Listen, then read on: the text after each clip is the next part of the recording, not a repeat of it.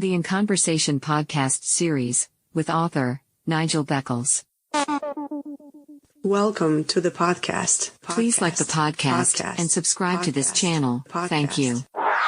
Have you experienced several failed relationships or been through a divorce? How can you avoid making the same mistakes again? How to avoid making the big relationship mistakes is out now. Hi, my name is Nigel Beckles. My new book is packed with practical and common sense strategies that you can use to make better relationship choices. Now you can discover the dangerous myths about love. If your relationship expectations are realistic, why you could be falling in love for all the wrong reasons. How to avoid making the big relationship mistakes. It's a book that could change your life. Available from Amazon.co.uk. Kindle version also available. When the Mood is Right, a poetry journey and mood swings by Queen P. Available on Amazon and all good bookstores. The Royal Affair by Queen P. Dim the lights, sit back, relax, and breathe. You have entered into the Royal Affair. Queen P. Poetry podcasts available now. The Royal Affair. Engage. The Black community up until now has depended on others to create a platform for us to exist on as a community when it comes to our online presence. On these platforms, we've created groups, pages and shared community-related information, but have never been able to call them our own.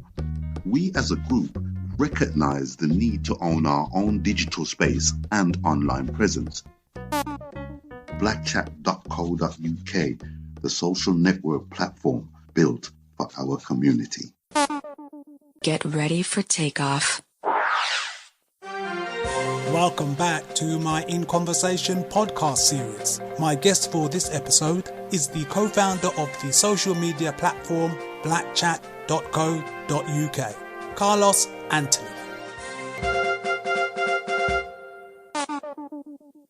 Hi Karlos, welcome to my In Conversation podcast series. How are you? I'm good, thank you. So where are you living at the moment? I'm in the West Midlands. So did you grow up in that area? Born and bred in Birmingham, but I spent most of my adult life up until my mother got ill in London, So from the age of 16, basically, I moved into London, and then I went back to Birmingham for a short while, and then went back to London. I understand you've been involved with various businesses and organizations. What type of industries have you been involved with? The first kind of serious business, if you like, that I was involved with was cleaning. Yeah. Me and my brother started up a liquor. My parents, they didn't really have a lot of money or anything like that, So I had to do certain things like, I used to go to school. When I was at school, I used to buy bags of sweets. And then what I'd do is I'd sell the sweets individually to make a profit, you know what I mean? And that type of thing, because we didn't have a lot of money. So I kind of learned to survive, a kind of a hustle, but to survive, not to become a millionaire, to become rich or anything, right? And then I remember I wanted to start a business with my brother, and me and him decided that we'd start a cleaning company. We bought one of them hydraulic, them kind of cleaning, expensive cleaner things, and we started to advertise. This time we never know nothing about cleaning, you know what I mean, right? We just went and bought the machine, and then we started to advertise cleaning. And this is really, really how I really started to get into business. I was walking down the street one day. I was approached by this guy, English bloke. He had with him a Motorola 4500X phone. This is one of those phones that look like a suitcase. He said to me, you see this is a phone. This time I'd never, I see the phones on James Bond and things like that, but that was phone in the car or phone in the shoe and things like that. So I was totally amazed when I saw this guy with this phone. And he said to me, make a call anybody. Well, the only number I could remember at that time was my mum's, home number. I pressed it and it started to ring. And he says, you can have one of those. All you got to do is to sign here and sign there. So in those days, you used to lease it. And he said to me, if you sign for this, I can make you make some money. This is what the guy said to me. And I said, all right, this sounds interesting. So I'm signing a lease agreement for this phone. And he says to me, everybody who you get to kind of sign for a phone and get a phone, I got that phone. He gave me 2 lease agreement papers and told me to go and get some other people to sign and I'd get paid. And I got a check from him for £1,400 for getting 2 people to sign. And when was that? This was 1991, 92, something like that. A while ago then. Yeah. So that was a lot of money. When I got that check, I cashed the money. What he did, he called me up and he said, look, I can set you up with an account with Vodac. This is really Vodafone, but it was called Vodac. He set me up as a dealer for Vodac. That means I can get people to sign now. All they have to do is sign. And this is not for the phone. This is for airtime contract. And do you know, I wouldn't get anybody else to sign. I didn't think it was right. And I never used it. For 3 years, I sat on it. I had the dealership and I never used it. That £1,400 I got, I think he was getting about another 2.5 on top. Do you understand? So you was leasing something. And then one day I was having a conversation with my brother and he said something about, mobile phones, they're coming in. Now they're getting smaller. He was going, he wants to get a mobile phone. And I said to him, I've got dealership for that. And he looked at me and he thought, nah. He said, yeah, well, do something with it, I said, all right then. So all we did was we got pictures of the phones and we went to Bullring. We talked to the people in Bullring and asked them if we could have a little table by the lifts that come down. And we was at the bottom of the escalator that came down from the Palisade into the Bullring shopping centre. And we had these tables with just pictures of phones. We never had no phones. We just had pictures of the phone. And we started to sell phones based on pictures. So they were signing for us with the airtime. And we was earning £250, £450 airtime commission a month for each one of those that was being sold. Do you understand? That's how it was. Within a month, we got a shop inside the Bullring shopping centre. We was one of the first black guys to have a shop in there. I think we was the first. So that was my first business. Well, Karlos, you're currently involved with the IT and social media industry. How did you get involved with that? At the age of 15, I was begging my mum for a computer, and she really couldn't afford it. But she got HP, and she got me a computer. I remember it cost her £1,200. You imagine £1,200 in those days. I was on that computer, and I was messing about. I was doing publishing. I was learning publishing, and anything I could do with the computer. I was trying to learn it all. What I came across this thing called bulletin boards. Before the internet, they had bulletin boards. I was hooked on these bulletin boards because I was totally amazed. These were people somewhere else in the world that I was talking to in text. When they started to launch this internet thing, it was very, very basic. So that's when I actually got into IT. I started to develop websites and things like that. We learned how to build a web page. That was in 92, 93 type of thing. That's when we started to really understand a little bit more about the internet and doing the images. And in 1996, both my brother and myself, we went to university together as mature students. Even though I'm a lot older than my brother, we both went together to study new media and technology. New media being the internet and technology and how it works. When we got to the university, we actually knew more than the tutor. So we was helping the students do what the tutor didn't know how to do. And it was like that. And we started BlackNet in East London University. That's where we started it. So was BlackNet your first active website? Yeah. So when you launched BlackNet, what were the objectives? Well, me and my brother, we did promotions over the West Midlands and promotions in London as well, right? And this is music events with artists and things like that. We was doing events with purpose. Yes, we put a DJ here. Like we used to run game shows. We had one called Mr. Super Cool, KOOL, right? And this was just about the way the man could dress, the way the man carry himself. We had play your cards, right, as well. So it was interactive. What we didn't want to do, we didn't want to just put a DJ in a dance and call it a dance. We learned a lot about the community, interacting with the community and all of that. When the internet came, we kind of recognized that this could be a tool that could be used for us as a community to interact with each other all over the UK. We used to have people that used to come down to our events from out of town just because they heard about our event. Once we understood the internet, we said, well, we can use this to actually get more people coming from all over the place. And believe me, we did. people started to sign up with us, and they was giving us their email address. And we ran dance just on email alone. This is before Facebook and all that. We send email out and invite people, and dance tickets sell out one time. So we knew that. But then we thought we can develop something that would help our community come together, you know what I mean, and understand and can interact and deal with issues. And that's what BlackNet was there for. So we kind of was a magazine and a newsletter and all kind of things all in one. We believed that this could help to empower and uplift us as a community. That's what we thought. So what current online projects are you involved with? Well, BlackNet is still there, but it's changed. I think it's important that I say that, you know, BlackNet was doing very, very well up until 2006. In 2005, 2006, to call it 2006, the mom, she was diagnosed with dementia. And at that time, both myself and my brother had to make a decision as to whether we continued to develop BlackNet or give our time up to mum, start looking after mum. Junior was going off to Manchester at that time. My mum was in Birmingham. We was in London. My brother was getting married. He was marrying a woman who was from Manchester. And we didn't shut BlackNet down. We just didn't continue to develop it. In order to develop it, we had to put a lot of time in it. And right now, my main focus was on my mum having dementia or Alzheimer's in particular. From 2006, we never did anything. But that's around the time when Facebook come into play.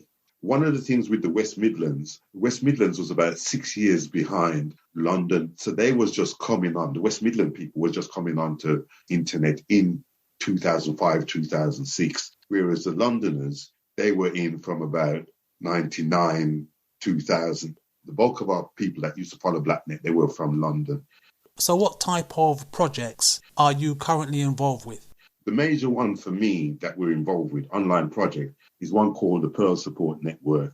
It's a dementia support organisation. When my mum had the dementia, I contacted the Alzheimer's Society and the age concerned, and I was asking them, what do I do with my mum? She's got this Alzheimer's. So you're the Alzheimer's Society, so I'm contacting you, asking you, what do I do with her? And they said to me, well, we haven't got a cure for them. So the only thing that you can do is to help her to live well with it. I'm saying, well, yeah, but tell me, what do I do? So they said, oh, well, we've got this thing called Sing for the Brain, and we've got these things called Memory Caf. So they sing for the brain, and in the memory cafes as well, what they do is they bring out items, memorable items from the past that they can relate to. But the memory caf was the key thing, right? When they've got dementia, a lot of them go back in time. So they go back to when they was young. So if they're singing things from the past, that makes them feel good and they feel comfortable, and it helps to slow down any deterioration of the brain.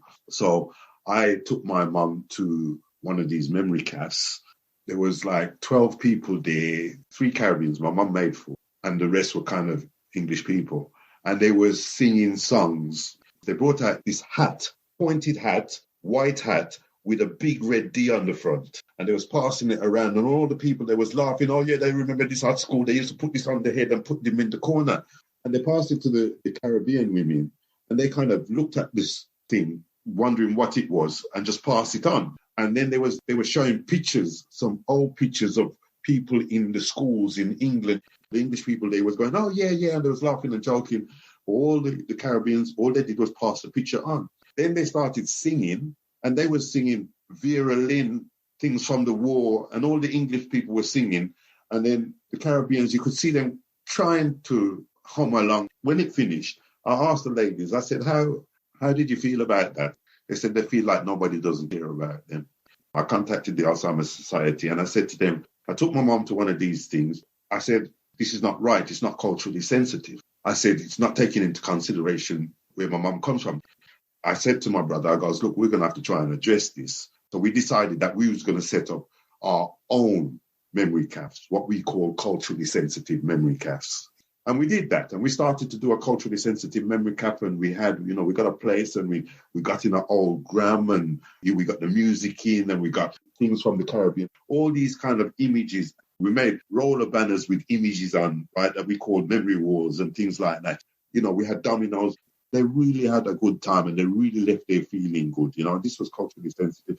Then we realized that there were some people in their homes and some people that were in care homes. We recognized this was something that needed to be done all over. We worked out and developed a kind of an online website stroke app to help people who don't know much about the Caribbean, to help them to be able to interact with somebody who they didn't know the background of. So we had a memory box that they could dip into. When they dipped into that, they could build up information about that person. And if that person went away, that carer or family member went away and somebody else stepped in, they could take up and build on top of what the other person had built. We entered 2018 Mayor of London's Innovation Challenge, and we was one of the winners of that. My knowledge of how the online world operates is pretty basic. Can you explain to me in simple terms so I can understand how algorithms work? Giving it in simple terms, it's a way of controlling the output that's received based on what's received and what they want the output to be. So if you search for something, let's say you search for cars, the algorithm is what decides which selection of cars you will receive first. Then, let's say, for instance, you search for cars 10 times. The algorithms can check where you're coming from, and it can check basically who you are, and it can provide you with information, or it can stop you. Algorithms can control what you do. Like on Facebook, if you post something to a friend of yours on Facebook, if you share an image, the algorithms can detect whether you've got an extra link in there, an outside link. And if it's got an outside link, the algorithms are taught to not make that reach as many people. If you've got no link, it reaches more people. So would it be fair to say that an algorithm controls outcomes online? Yes, absolutely. Whatever Facebook wants is what they tell the algorithms to do. Well, you mentioned Facebook. How do you feel about the dominance of Facebook and Instagram, for example, regarding social media? I mean, they're good at what they do. I think that people need to understand the control, Facebook and Instagram and WhatsApp especially, and Twitter. But as you know, Facebook owns WhatsApp and Instagram. So this means they control most of people's life. And this goes for whatever community, it's not just our communities, but there are other communities that address the control in a different way from the Black community. I think that what a lot of Black people don't recognize is how much damage that some of these social media networks are doing to our community. And by that, I mean, there's a lot of people that are talking about recycling the Black pound, and they're going onto Facebook and they're creating some big groups. What a lot of people don't realize is that even though there are some companies that make a lot of money, overall it's having a very negative effect on the community from a financial perspective. The Black pound is now leaking out of the community via these social media networks. When you're setting up a group on social media and you're saying to help to recycle the Black pound and all of that, all you're doing is putting more money in Facebook's pocket and taking more money out of the Black community's, circulation. So, Karlos, what are your views then regarding Black people controlling their own media narrative? Yeah, in order for them to control their own media narrative, they first have to control their own media. They first have to own media in order to control the narrative. And it's as simple as that. And at the moment, we own very little in the way of media in this country, which is why we have Black Chat and BlackNet and Black Search and all of that, because we do believe that we're supposed to control our own narrative. If we don't control the media, then we don't control the narrative. It's as simple as that. So what other activities are you involved with, online or offline? Offline ones is a lot of culturally sensitive memory caps to support people living with dementia. That's our offline one. We're doing that in the West Midlands and also in certain parts of London. But at the moment, obviously, due to COVID, but as soon as everything opens back, we hope we'll be doing that again. Online, we've built or put together the social network, which we call Black Chat, blackchat.co.uk. So Black Chat, as it stands at the moment, is a social network similar but not the same as Facebook. It's similar to Facebook in as far as you can create groups, you can create pages, you can share videos, you can do more or less anything on Facebook apart from the live. But it's a social network. We put it in place to try and stop the black pound leaking out of the community, which is happening through other social media networks. We believe it's important that we as black people own our own media outlet so that we can then control the narrative. So Black Chat is very much a social media network that's aimed at the African and Caribbean community, giving them something that they can identify with and call their own. And Black Chat is not to stop any other community coming there and using it. Anybody can come there and using it, but they must understand that it's in place to uplift and empower the African and Caribbean community. Because whereas on Facebook, you put anything black up there, they control it and they say it goes wherever. Same thing on Google. Google will pick what comes to the top. We're saying, no, this is about helping to build our own community. Do you understand what I'm saying? You're a white man, you can come on to Black Chat. Okay, you're Asian, you can come on to Black Chat. But it's about the African and Caribbean culture. That's what it's about. And we're about empowering and uplifting and sharing culturally sensitive and relative information. Then we've got a search engine, which is basically what some people will call the Black Google, but I don't like that. It's just black. It's a black search engine that can be found at www.blacksearch.net. Then we've got a video sharing platform, which is a bit like YouTube, blackvision.co.uk. That's our version of YouTube. Black Chat, the social network, Black Search, Black Vision. We're actually developing one called Black Sound as well. What we're going to do, BlackNet and Black Chat is going to become one eventually. Yeah, I think Black Chat will become BlackNet. They're kind of doing similar things now, but Black Chat is the more updated system, if you see what I'm saying, where BlackNet, as it is now, is probably the older system. So we feel we're going to turn BlackNet into the social network that is currently known as Black Chat. And that's because the BlackNet name, we think, fits better for the social network than Black Chat because it's more generic. Plus, BlackNet itself has got a good name. People that know BlackNet from back in the day, and I'm talking about organizations, companies and things like that, we've got a good name amongst them. So we can turn Black Chat to BlackNet and they will know where we're coming from. So, Karlos, how can people contact you? Anybody wants to visit us, all they need to do is to visit blackchat.co.uk, Karlos on there, and you'll find me on there. You can send me a message if you want. Karlos in the West Midlands, UK. Thank you very much for your time. Yes, you're welcome. Thank you for having me.